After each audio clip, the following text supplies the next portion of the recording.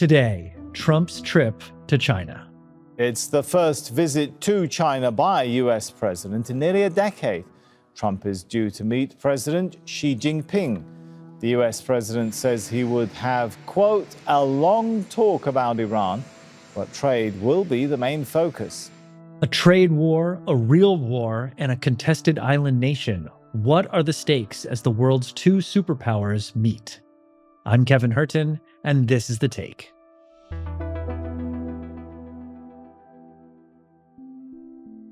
Before we continue with today's show, remember to leave us a comment telling us what you think about this episode. Do you have high hopes for Trump and Xi Jinping to accomplish their goals in China? And remember, if you're on your favorite podcast app, leave us a review, and a 5-star rating doesn't hurt either. It does help the show. My name's Erin, Hale. I'm a reporter based in Taiwan. I also work sometimes as a producer with Al Jazeera on the digital side. U.S. President Donald Trump arrives in Beijing this week for the first time in nearly a decade. The last visit was 2017, and it ended with a handshake and a $250 billion deal. Our relationship with you and China is a very important one to me and to all of the people of our country. I told President Trump that the Asia-Pacific is big enough for both the U.S. and China. Both sides should increase communication and cooperation in regards to Asia-Pacific issues. Building the same group of friends forms constructive interactions, which jointly protect and push forth regional peace and prosperity.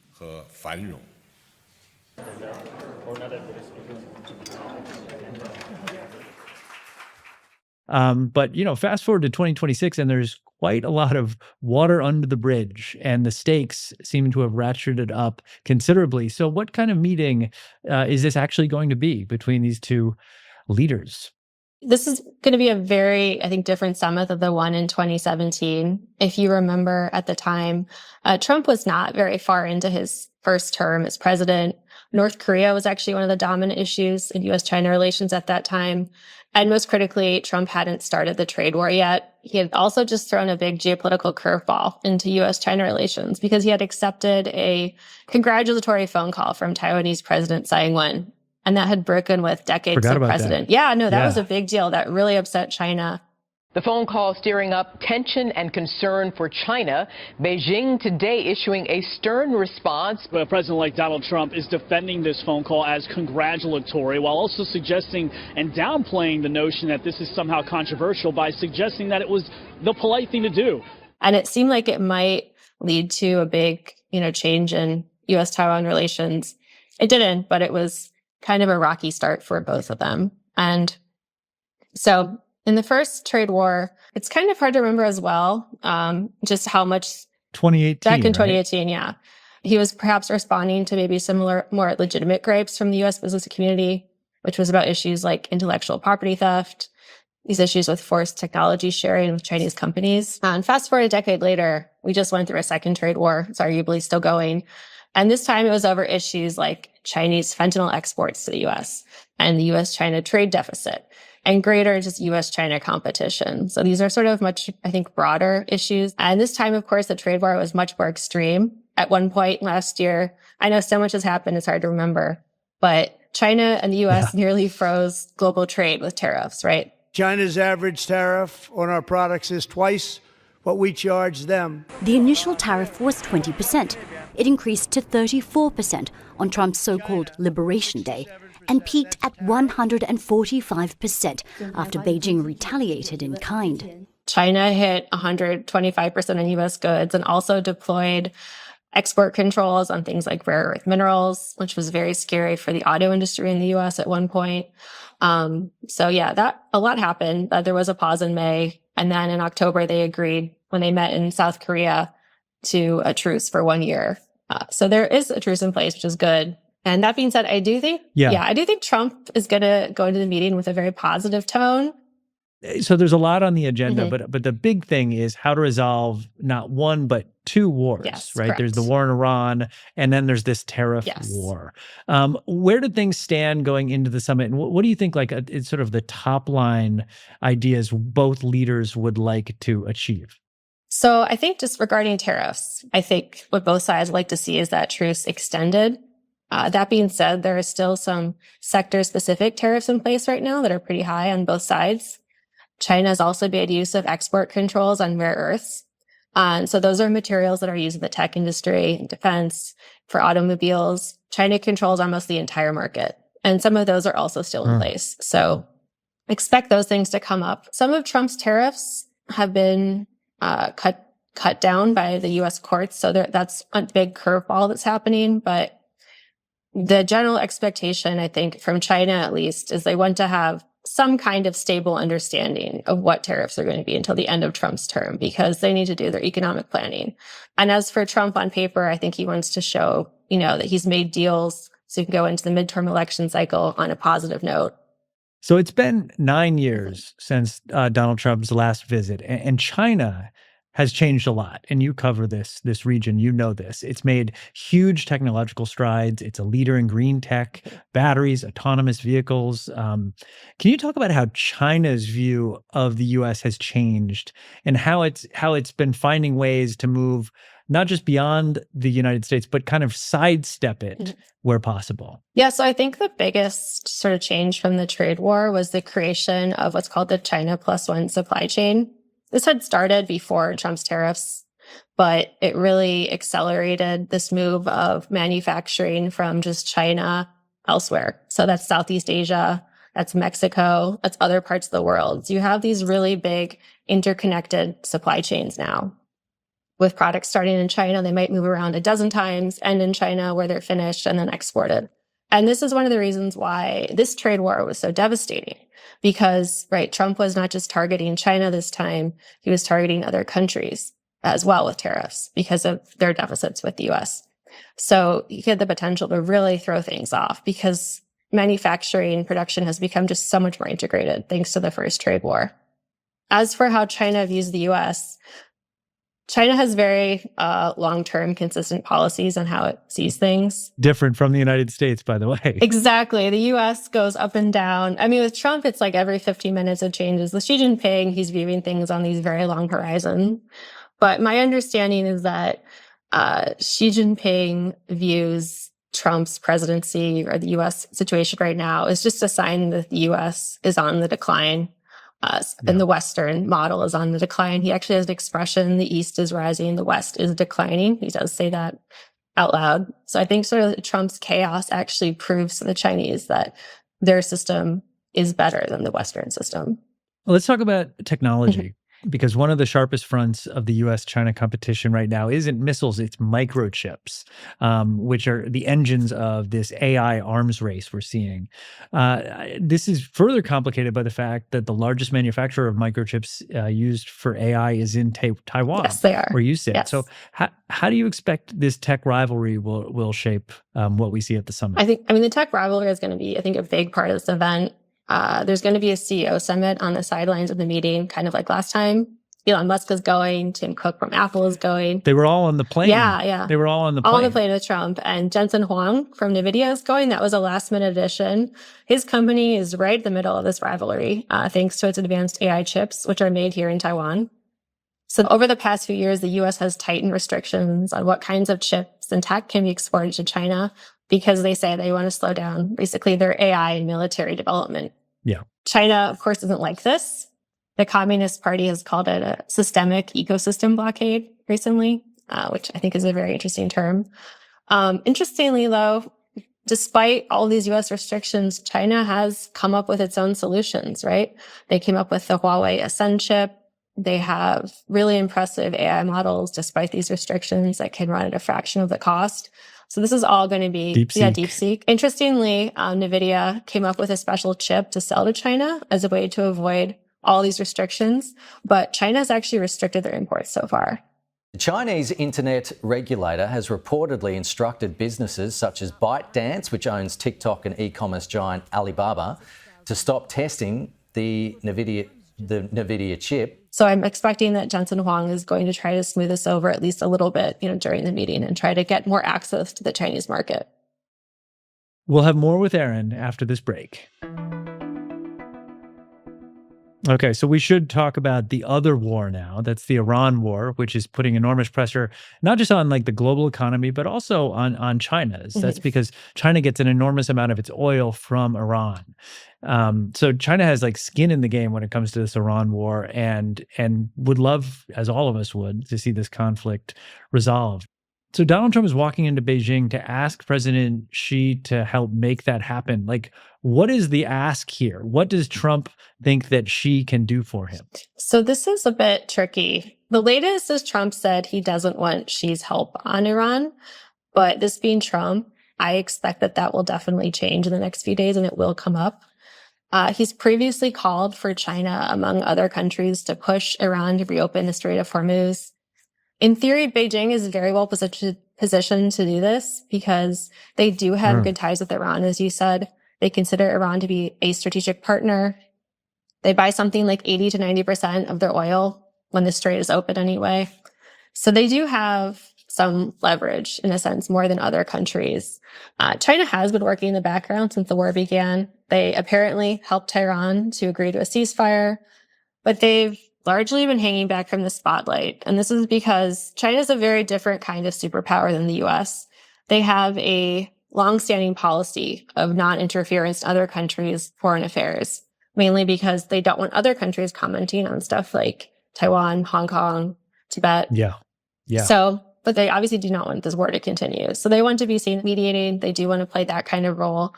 They've made clear that they don't want to be the lead mediator. They want Pakistan to take the helm. It's sort of like what happened a few years ago in 2023. They mediated this rapprochement between Saudi and Iran. Yes, they did. So I was talking to a Chinese expert today about this, actually. And her take on this, I think, was very interesting. She said, yes, they did help with this deal in 2023 to normalize relations between Saudi Arabia and Iran. But they came in at the end, and this was very specific. Oman and Iraq laid the groundwork. China helped seal the deal. But her sort of view of this was that China let the local parties sort it out themselves, and they came in to lend their weight when it was appropriate. So I think that you sort of see this kind of role again in the Iran war. What they don't want is to be put in a position where they're going to be asked to play an active role. So they don't want to be like a security guarantor in any kind of peace deal, unlike a role that like the US might play. And in the formal statements, I think you're going to see China and Xi Jinping calling for more mediation and a negotiated end to the war as well. Yeah, they have time because China was really smart. It's been stockpiling oil, but I think it only has about 4 months of imports saved up. So at some point, they can't just sit on the sidelines. They're going to, they really do need this Iranian oil. They need the strait to be opened.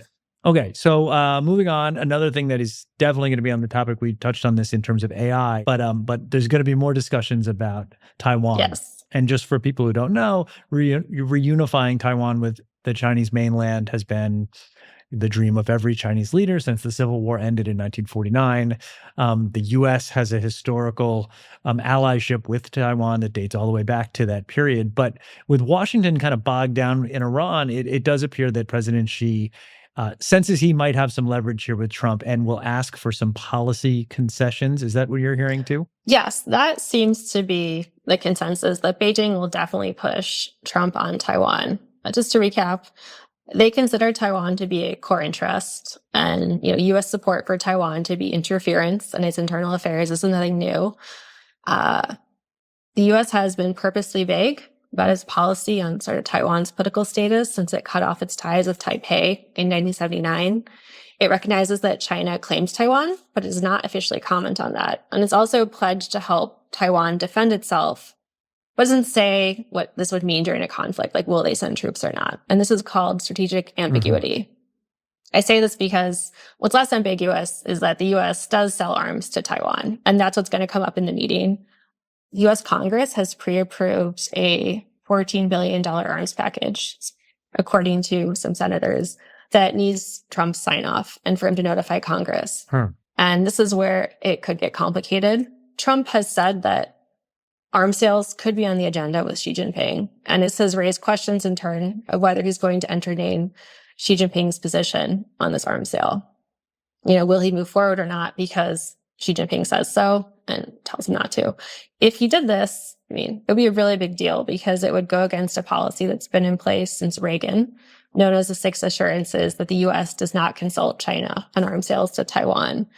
And some analysts have also suggested that Beijing may push Trump to make a harder statement on Taiwan independence, that the U.S. opposes it. And this would be a big departure from that strategic ambiguity that I mentioned earlier. For Taiwan's part, as someone sitting here in Taipei, I can say it's very worrying. Yeah, there's a big debate in Taiwan over defense spending. The current government wants to wrap it up so they can create what they call credible deterrence to China. And it would be a big blow to the government of President Lai Ching-te. It would also feed, I think, a growing undercurrent of U.S. skepticism here that you've really seen since the U.S. withdrawal from Afghanistan. And just, I think, from Trump's, what we could call chaotic foreign policy that I think have made even people in Taiwan who support the U.S., very skeptical of its commitments to its allies and friends. Yes, I think, obviously everyone worries about an invasion of Taiwan. I'm sure that's something that is of concern where you live. But I have seen some analysis that says because the U.S. is so bogged down that actually a military-style invasion is actually less likely than before. Have you seen anything like that? I've seen a lot saying that, the U.S. arsenal has been depleted. And there's been a lot of questions about, how much help could the U.S. provide, not just Taiwan, but also allies like South Korea or Japan, right? Because there's still another threat in the room, North Korea. I think Trump has shown, though, that he is also very unpredictable and he can act rashly. And I think this is something that will definitely give China pause, because one thing China wants is stability, reliability. They want to know how things are going to go. And Trump just does not play by any of the rules. So a lot has changed since Trump's last visit in 2017, as we've mentioned. I think multiple reports suggest that Trump is going to Beijing in a much weaker position than expected. Between the war in Iran, the huge amount of economic uncertainty, and these really collapsing poll numbers that he's had. If you accept that Xi has the better hand, how do you think he plays it? Is he magnanimous? Is he tough? I mean, how does he deal with this version of Donald Trump and still come out of this getting what he wants? I think that Xi Jinping, if he's a smart leader, will definitely play to Trump's ego and try to flatter him and tell him what he wants to hear. I think this is how you've seen a lot of other world leaders go from, the NATO chief, I think Mark Rutte, he managed to get Trump to speak to him, one-on-one by, I think, flattering him. Trump, a few years ago, got along really well with Shinzo Abe because they would play golf together. I think as long as Xi Jinping follows this playbook diplomatically, things will go over really well. In his back pocket, though, he does have some trump cards, if you don't mind the expression. And this is, China's control of rare earths and magnets, which is this industry that it dominates. It can turn the tap on and off as needed. If it does that, it will definitely have a huge impact not only on the U.S. economy, but the world economy and the economies of U.S. allies. So that's a pretty strong hand that she has right now. And in China, though, Trump's back and forth policy making makes him seem like what they would call a paper tiger.